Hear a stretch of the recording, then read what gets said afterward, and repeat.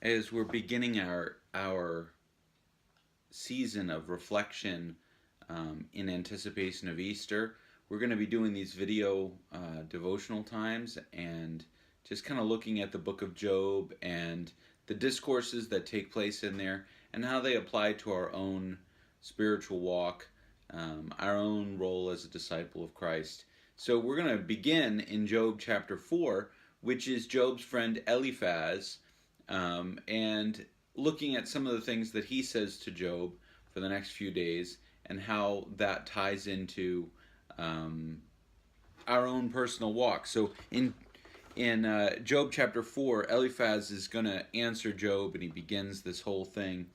And he starts with this question: if one ventures a word with you, will you be impatient? Yet who can keep from speaking? And Eliphaz basically says to Job, are you going to let me talk?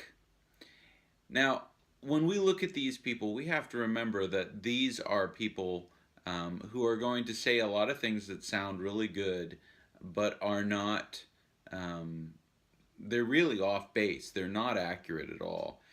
And he starts with this question, can I talk now, or are you going to be too impatient?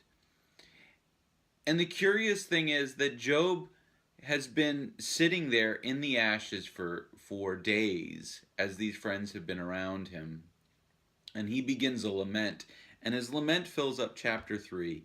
And Eliphaz's first response to Job is, can I talk now? What is your attitude toward those in pain, or those in suffering? Is it the Christ-like listening ear and the desire to heal? Or is it, are you going to let me talk now? Are we going to rush into our next big thing? Or are we willing to allow the conversation to breathe, to let that person speak, and then rather than just saying what we want to say,